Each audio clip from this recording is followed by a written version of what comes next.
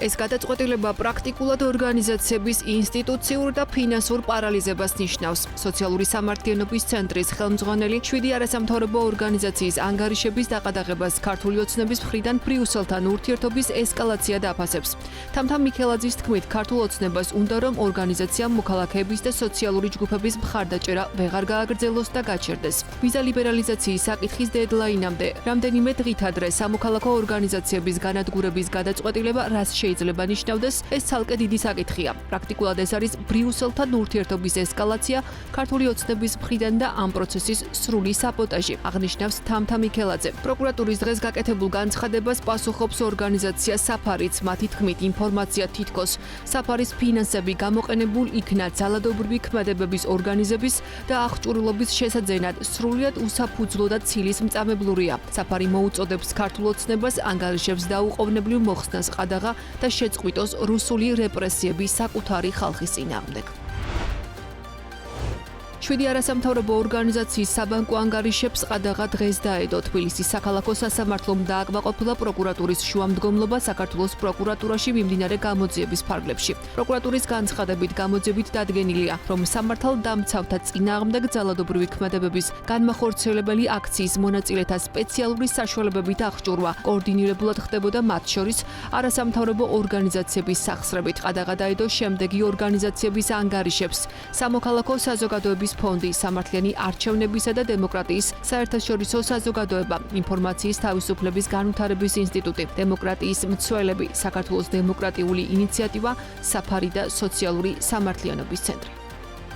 გამოძიებით დადგენილია, რომ სამართალდამცავთა წინააღმდეგ ძალადობრივი ქმედებების განმახორციელებელი აქციის მონაწილეთა სპეციალური საშუალებებით აღჭურვა კოორდინირებულად ხდებოდა მათ შორის არასამთავრობო ორგანიზაციების სახსრებით. ფინანსები გამოყენებული იქნა ისეთი აღჭურვილობის შესაძენად, როგორიც არის სპეციალური აიწინაღები, დამცავი სათვალეები, პირბადეები, სახის დასაფარი ნირგვები, წიწაკის სპრეი და სხვა საშუალებები, რასაც აქციის მონაწილეები აქტიურად იყენებდნენ.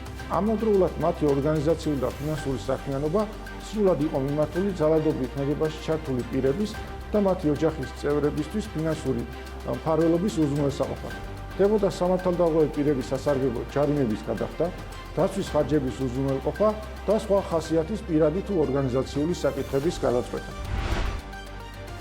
არასამთავრობო ორგანიზაციებმა თბილისის საქალაქო სასამართლოს ანტიკორუფციული ბიუროს წინააღმდეგ სარჩელით მიმართეს. არასამთავრობო ორგანიზაციები ანტიკორუფციული ბიუროს ხელმძღვანელის რაჟდენ კუპრაშვილის 31 მაისის ბრძანების ბათილად ცნობას ითხოვენ, რომლის საფუძველზეც მათ მიმართ მოკვლევა მიმდინარეობს. სამოქალაქო საზოგადოებას მიაჩნია, რომ აღნიშნული ბრძანებით რაჟდენ კუპრაშვილმა საკუთარ თავს და ანტიკორუფციულ ბიუროს იმაზე მეტი უფლებამოსილება მიანიჭა, ვიდრე ეს უცხოეთის აგენტების რეგისტრაციის აქტით არის განსაზღვრული. მას შეუძლია დაიწყოს მოკვლევა, ინსპექტირება მიმართოს სასამართლოს ყადაღის დადების მოთხოვნით იმ ორგანიზაციების მიმართ, ვისაც მიაჩნია, რომ არ უნდა დარეგისტრირდნენ შესაბამის რეესტრში. ამგვარი უფლებამოსილებები უცხოეთის აგენტების რეგისტრაციის აქტში გაწერილი არ არის და მათი მიღება ფორმალური საკანონმდებლო საფუძვლის გარეშე მოხდა. აცხადებენ ორგანიზაციები და თბილისის საქალაქო სასამართლოსგან მოითხოვენ ზოგადი ადმინისტრაციული კოდექსის საფუძველზე მათი უკანონობის გამო 2025 წლის 31 მაისის ბრძანების ცალკეული დებულებები ბათილად იქნეს გამოცხადებული. ევროსაბჭოს არასამთავრობო ორგანიზაციების სამართლის ექსპერტთა საბჭო მიზანშეწონილად მიიჩნევს ქართული ოცნების მიერ მიღებული უცხოური აგენტების რეგისტრაციის აქტი გაუქმდეს. 25 აგვისტოს გამოქვეყნებული დასკვნის თანახმად, კანონში იმოცემული ზომები სერიოზულ გავლენას მოახდენს შეკრების თავისუფლების უფლებასა და ადამიანის უფლებათა ევროპული კონვენციით გარანტირებულ სხვა რამდენიმე უფლებაზე. გარდა ამისა, კანონის დებულების გარდაუვალი ეფექტის გათვალისწინებით, რომლებიც არასამთავრობო ორგანიზაციებს უკრძალავს ევროპულ სტანდარტებთან სრულიად თავსებადი მიზნების მისაღწევად უცხოური მხარდაჭერის მოძიებას, აწესებს პერსონალური მონაცემების გამჟღავნების გადაჭარბებულ ვალდებულებებს და ადგენს სანქციების გადაჭარბებულ ხასიათს.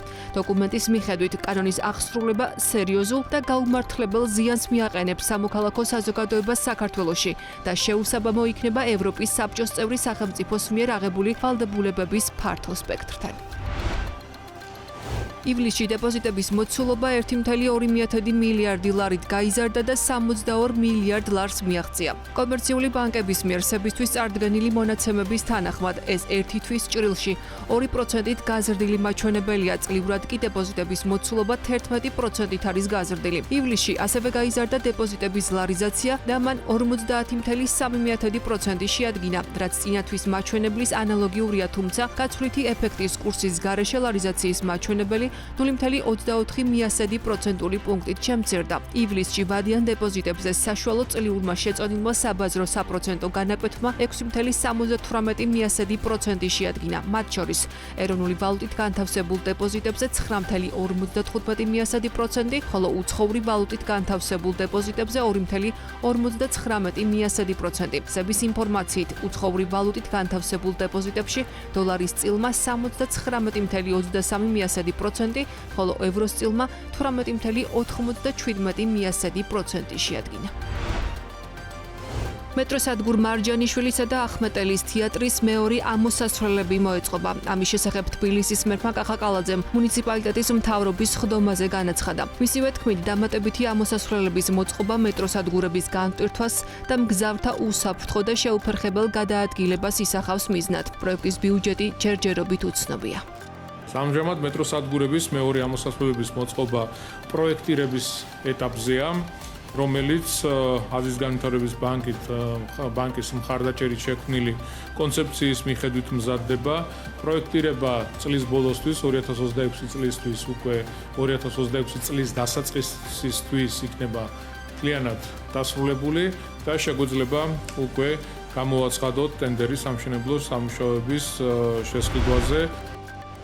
2025 წლის იანვარ-ივლისში საქართველოს გავლით ელექტროენერგიის ტრანზიტი გაიზარდა. სემეკის სტატისტიკის თანახმად ტრანზიტმა სულ 422 მილიონი კილოვატ-საათი შეადგინა, რაც წინა წლის ანალოგიურ პერიოდთან შედარებით 8%-ით მეტია. ტრანზიტის უდიდესი ნაწილი მოდის აზერბაიჯანიდან თურქეთში ელექტროენერგიის ტრანზიტზე, რამაც 346 მილიონი კილოვატ-საათი შეადგინა. ეს წინა წლის ანალოგიურ პერიოდთან შედარებით 4%-ით გაზრდილი მაჩვენებელია. ასევე რუსეთის ფედერაციიდან თურქეთში ელექტროენერგიის ტრანზიტი 28%-ით გაიზარდა და 76.5 მილიონი კილოვატ-საათი შეადგინა.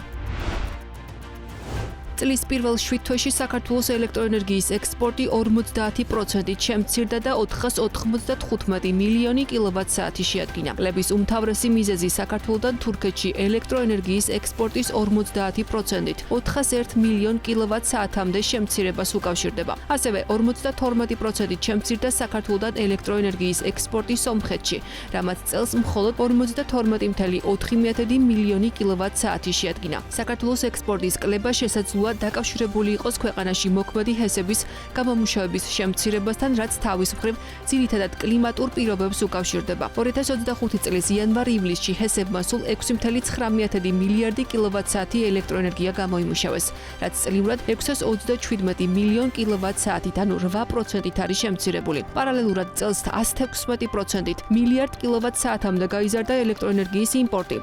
აქედან 580 მილიონი კილოვატ-საათი რუსეთიდან აფხაზეთის რეგიონში ელექტროენერგიის იმპორტს წარმოადგენდა და ის წლიურად 39%-ით არის გაზრდილი. ამასთან 660%-ით 356 მილიონ კილოვატ-საათამდე გაიზარდა ელექტროენერგიის იმპორტი აზერბაიჯანიდან. თბილისში 876 მილიონი ლარის ღირებულების სტადიონის ტენდერის გამოცხადების პარალელურად მუნიციპალური განვითარების ფონდმა რეგიონებში UEFA-ს მეორე და მესამე კატეგორიის სტადიონების მშენებლობის ტენდერები გამოაცხადა. პროექტის თანახმად სტადიონები ხელოვნურ საფარიანი იქნება და მათი მშენებლობა კონტრაქტის გაფორმებიდან 12 თვეში უნდა დასრულდეს. მუნიციპალური განვითარების ფონდმა ასევე გამოაცხადა რიგი კონკურსები, რომლებიც სტადიონების საპროექტო დოკუმენტაციის მომზადებას ითვალისწინებს. მათი ღირებულება კი 1.1-დან 1.5 მილიონ ლარს შორისაა. საქართველოს კონკურენციისა და მომხმარებლის დაცვის სააგენტო მომხმარებლის სასარგებლოდ ნავთობპროდუქტების საბითუმო და საცალო რეალიზაციის სექტორში კომპანია სოკართან პირობითი ვალდებულების აღების შესახებ შეთანხმება გააფორმა. კერძოდ სააგენტოსა და მოვაჭრეს შორის გაფორმებული შეთანხმების თანახმად კანონის სავარაუდო დარღვევის აღმოსაფხრელად სააგენტოს გადაწყვეტილებით მოვაჭრეს დაევალა მომხმარებლებს მოკლე ტექსტური შეტყობინებით საქართველოს სახელმწიფო ენაზე კაფიოთ და გასაგებად 30 კალენდარული დღით ადრე მიაწოდოს ინფორმაცია ენერჯი ბარათით გათვალისწინებული ფასდაკლებით სარგებლობისა და ქულების დარიცხვის წესებისა და პირობების ცვლილების თაობაზე. ამასთან, სოკარი ვალდებულია მოკლე ტექსტური შეტყობინების გზით მომხმარებელს მიაწოდოს ინფორმაცია დაგროვილი ქულების შესახებ და ლოიალობით გათვალისწინებული ბონუსის შესახებ. სააგენტოს წინაშე ნაკისრი ვალდებულებების შესასრულებლად მოვაჭრეს ერთი თვის ვადა განისაზღვრა. ჩანაცვლებითი თერაპიის რეფორმის პირველი ეტაპი დასრულდა. ჯანდაცვის მინისტრის განცხადებით, ჩანაცვლებითი თერაპიის სახელმწიფო პროგრამაში კერძო სექტორიდან 1800 ბენეფიციარი გადავიდა. მიხეილ სარჯველაძემ რეფორმის განხორციელების პროცესში გამოვლენილ მანკიერებებზეც ისაუბრა და აღნიშნა, რომ 200-მდე ბენეფიციარმა, რომელიც კერძო მიმწოდებლიდან სახელმწიფოში გადავიდა, უარი განაცხადა იმ დოზის მიღებაზე, რომელსაც კერძო დაწესებულებაში ყიდულობდა. მისივე ინფორმაციით შეინიშნებოდა კერძო დაწესებულებების ცალკეულ მომხმარებლებს შორის საკმაოდ დიდი სიხშირით ნარკოტიკის გარეთ გამოტანის მცდელობებიც. კერძო მიმწოდებლების მომხმარებელთაგან სახელმწიფოს მომართა დამატებით 400-მდე ბენეფიციარმა და ისინი ჩაერთნენ პროგრამაში. ამგვარად საერთო რიცხვი არის დაახლოებით 1800. თითქმის 200-მა ადამიანმა, რომელიც გადმოვიდა კერძო მიმწოდებლებიდან სახელმწიფოში, პირველივე დღიდან უარი განაცხადა იმ დოზის მიღებაზე, რომელსაც ყიდულობდა კერძო დაწესებულებაში. და სასყიდლის ფასი მოგეხსენებათ, რომ მცირე არ იყო 8-ვე ორგანიზაციის, რომელიც ამ სერვისის მიწოდებით იყო დაკავებული ჯამური წლიური შემოსავალი. გახდათ 30 მილიონ ლარზე მეტი. ჯანდაცვის მინისტრი ამბობს, რომ ფსიქიკური ჯანმრთელობისა და ნარკომანიის პრევენციის ცენტრის ხელმძღვანელის თანამდებობიდან წასვლის შესახებ გადაწყვეტილება ადრინდელია და ის, რომ ლევან ჩაკვეტაძე ჩანაცვლებითი თერაპიის რეფორმას არ ითანხმებოდა, სიმართლეს არ შეესაბამება. მიხეილ სარჯველაძის თქმით, ჩაკვეტაძემ გადაწყვეტილების შესახებ თვენახევრის წინაცნობა, თუმცა ამ დრომდე ის თანამდებობაზე რეფორმის დასრულებამდე მისი თხოვნით დარჩა. ლევან ჩაკვეტაძის მიერ პირადი გადაწყვეტილებით თანამდებობის დატოვების შესახებ ინფორმაცია დღეს გახდა საჯარო. საქართველოს გაერთიანებული წყალმომარაგების კომპანიას ახალი დირექტორი ჰყავს. ინფრასტრუქტურის სამინისტროს ინფორმაციით სახელმწიფო კომპანიას გიორგი შონია უხელმძღვანელებს. აღსანიშნავია, რომ კომპანიის დირექტორი წელს მეორედ შეიცვალა. აქამდე თანამდებობას ვაკის ყოფილი გამგებელი დავით კვინიკაძე იკავებდა, რომელიც ამ პოსტზე თითქმის 4 თვის წინ მიმდინარე წლის მაისის დასაწყისში დაინიშნა. სამინისტროს მიერ გავრცელებულ ინფორმაციაში არაფერია დათქვამი კომპანიის წინა ხელმძღვანელის შეცვლის მიზეზის შესახებ. კომპანიაში აცხადებენ, რომ დავით კვინიკაძემ თანამდებობა პირადი განცხადების საფუძველზე გასული კვირის ბოლოს დატოვა. TBC კაპიტალის ბაზრების ყოველკვიური მიმოხილვის მიხედვით ბიტკოინის მერყეობა საგრძნობლად შემცირდა წლიურად 38%-მდე, მაშინ როცა 10 წლის წინ თითქმის 200% იყო. საინვესტიციო ბანკი აღნიშნავს, რომ ეთერიუმი გახდა ტრეიდერების არჩევანი. აგვისტოში 2.5 მილიარდი დოლარის შემოდინება დაფიქსირდა, მაშინ როცა ბიტკოინიდან 1.3 მილიარდი დოლარი გავიდა, რაც მათი შეფასებით მერყეობასა და ფასების მკვეთრ ცვლილებაზე გაზრდილ მოთხოვნას უკავშირდება. ორგანიზაცია ასევე აღნიშნავს, რომ ბაზრის დივერგენცია იზრდება, ბიტკოინი ემსახურება როგორც სტაბილურ საყრდენს, ეთერიუმი კი სპეკულაციურ მოედანს. მათი შეფასებით ფართო კრიპტო ბაზარი ნეიტრალურია, ბიტკოინსა და ეთერიუმს კი დომინანტური როლი აქვთ.